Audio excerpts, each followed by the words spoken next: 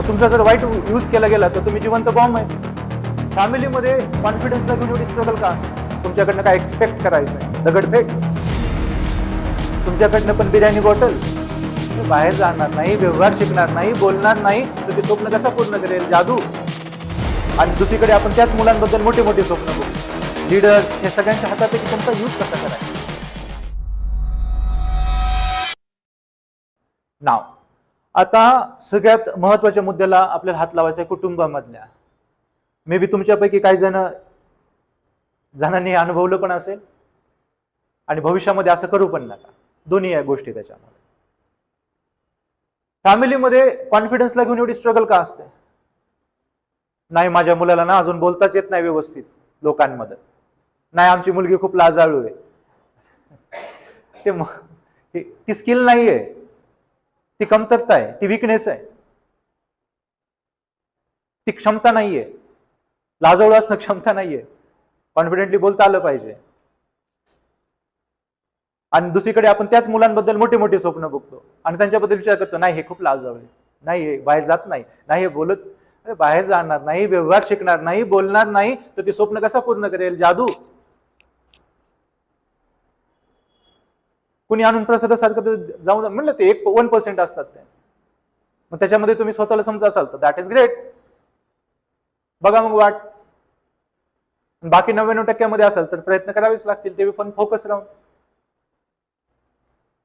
लहानपणापासून पॅरेंट्स लोक बोलतात लेकरांना की तू याच्यानं होणार नाही रे, यू कांट डू दिस, हे नको करू, तुझ्या क्षमता नाहीये, तू फेल आहेस, तुला जमत नाही, तू असाच आहेस, तू तसाच आहेस. बोलतं की नाही घरी? कितीतरी वेळेस होतं. तुला तर नीट बोलता पण येत नाही, काय खातो, काय राहतो, ऑलवेज नाव ठेवणं, ऑलवेज नाव ठेवणं. प्रेम तर खूप करत असतात, पण त्यांच्यावरती परिणाम बाकी समाजाचा आहे, समाजावर इतिहासाचा आहे. खूप कमी लोकांना कळतात ना ह्या गोष्टी. आणि आजच्या युगामध्ये आपल्या सगळ्यांनाच ह्या कळायला पाहिजे.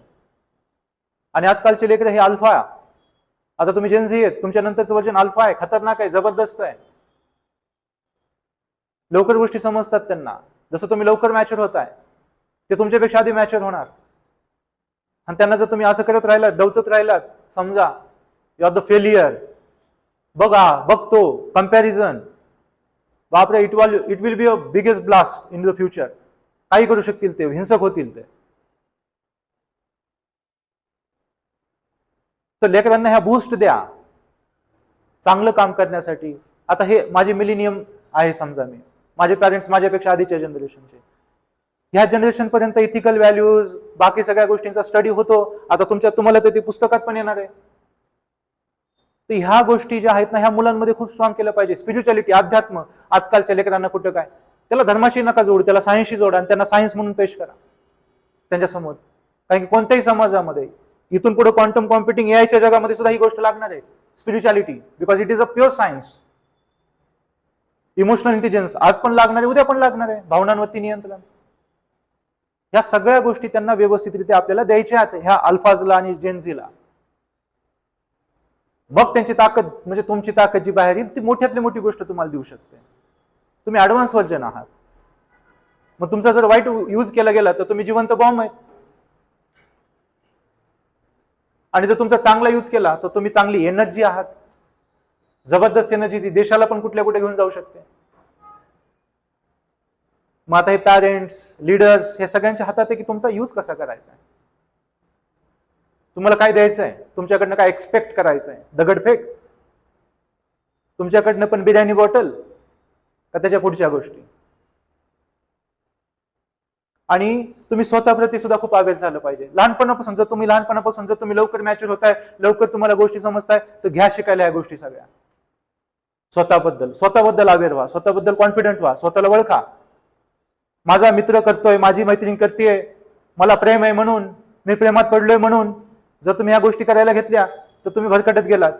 स्वतःवर प्रेम करा, स्वार्थी बना त्या बाबतीमध्ये. आई वडिलांवरती प्रेम करण्याच्या आधी स्वतःवर प्रेम करा, स्वतःवरती प्राऊड फील करा. जेव्हा ते कराल तर आई वडिलांवर आणखी जास्त प्रेम करणार तुम्ही. आता दूर होत चाललाय. मुलांनी हे अडॉप्ट केलं पाहिजे. ज्या गोष्टी समजायला आम्हाला 30 ओलांडावी लागली, तुम्हाला 10-12 वर्षात त्या गोष्टी जर कळू लागतील तर तुम्ही 30 मध्ये येईपर्यंत कोणत्या लेवलला असाल?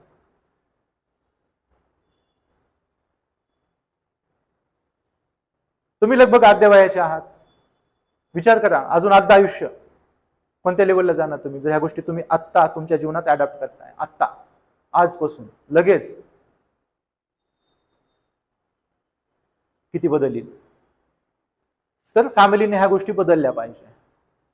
हे बघा, नेहमी आपण म्हणतो लुक ॲट द शर्माजीज सन, ते बाजूचं बघ, बघ त्याला एवढे मार्क पडले. मार्कावून जज नाही होत.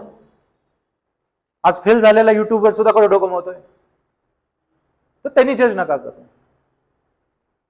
अभ्यास करणं, स्टँडर्ड नॉलेज घेणं हे सगळ्यांचा हक्क सगळ्यांना मिळालं पण पाहिजे, सगळ्यांची रुची त्याच्यामध्ये निर्माण पण केली पाहिजे. पण फेलियरचा शिक्का देऊन तसं केलं नाही पाहिजे, कंपॅरिझनचा शिक्का देऊन तसं केलं नाही पाहिजे, तुलना नाही केली पाहिजे. तुलनेमध्ये जेव्हा आपण तुलना करतो तेव्हा मुलामध्ये किंवा मुलीमध्ये ज्याची तुलना केली जाते त्याच्यापेक्षा बेस्ट सोबत, तर त्याला वाटतं की मी अंडर आहे, मी मागे आहे, मला जमत नाही. बघा ती छाप आहे कोर मनावर कोरलेली, मला हे जमत नाही, मला हे जमणार नाही, इंग्लिश फक्त तेच बोलू, त्या शाळेतले पोरं बोलू शकतात. आता 3 महिने मेहनत तर करून बघा, वापस तिथं मेहनत म्हणजे वापस सिमेंटचे पोतं उचलायचे त्या इंग्लिश येण्यासाठी, जस्ट बोलायचे. कोणतीही गोष्ट घ्या, विदाउट डिस्ट्रॅक्शन त्याच्यावरती चालायचं आहे. आणि लहान लेकरांना ह्या गोष्टी कळत नसतात, ह्या शिकवाव्या लागतात. आणि आई वडिलांनी ते चांगल्या पद्धतीनं शिकविल्या पाहिजेत. कंपॅरिझन केलं, फेल्युअरचा शिक्का दिला तर लेकरं रोज खाली खाली खाली जाणार, ते बगावती होणार, ते तुमचं ऐकणार नाहीत. मे बी उलट उत्तर देतील, मे बी काही पण करतील किंवा स्वतःचा जीव देतील. जसं की आता बघताय तुम्ही, प्रमाण वाढलंय. नाही सहन झालं तर ते संपून टाकतील स्वतःला, कमजोरच महसूस करतायत ते असे. ह्या गोष्टी बदलल्या पाहिजे. रिझल्ट काय येतो? लोक छोट्या गोष्टी करू लागतात. People act small. लेकरं जास्त परफॉर्मन्स देत नाहीत. मग 40%, 50%, बस 60%, 70%, बस 99चं कधी तू स्वप्नही बघणार नाही, कारण की आई वडिलांनी लहानपणापासून सांगितलंय, अरे तू नाहीच आहेस, तू नाहीच आहेस, you are the failure, loser, weak, comparison. मग तो 99%चे कधी स्वप्नच बघणार नाही. आणि स्वप्न बघेल चोरून मिळवण्याचे 99%, कारण की तो त्याच्या लायक नाहीये. मग त्याला चोरून तर मिळवावं लागेल, नाही तर मग स्वप्न सोडून द्यावं लागेल. ही रियालिटी होते मुलांसोबत. Even when they have big potential, क्षमता सगळ्यांमध्ये असते. आईन्स्टाईनचा IQ असा होता. आईन्स्टाईनचा मेंदू आपल्यापेक्षा मोठा होता, उलट आपल्यापेक्षा छोटा होता, नॉर्मल पेक्षा छोटी साईज होती. पोटेन्शियल असतं, त्याला ओळखलं पाहिजे कोणत्या क्षेत्रात आहे काय. त्यातून एक सिंपल मेसेज आहे, confidence is a skill not a gift. Confidence तुम्हाला असं मी विकत देऊ शकत नाही, तो तुम्हाला स्वतःमध्ये निर्माण करावा लागेल. आणि तो कधीच निर्माण होईल जेव्हा तुम्हाला स्वतःची ओळख आहे, स्वतःच्या स्वप्नांची ओळख आहे, आणि विदाउट डिस्ट्रॅक्शन तुम्ही जाताय. कॉन्फिडन्स रोज वाढतोय. दुसरं काय कॉन्फिडन्स आहे? दुसरं काय असणार? स्वप्नाच्या प्रती डेडिकेशन, स्वप्नांच्या प्रती डेडिकेशन. सगळ्यांना स्वप्न मिळवायचंय, मोक्ष मिळवणं हे सुद्धा एक स्वप्न आहे. प्रत्येक गोष्ट स्वप्न की नाही जी मिळवायची आहे, बस चला, रोज कॉन्फिडन्स मिळेल.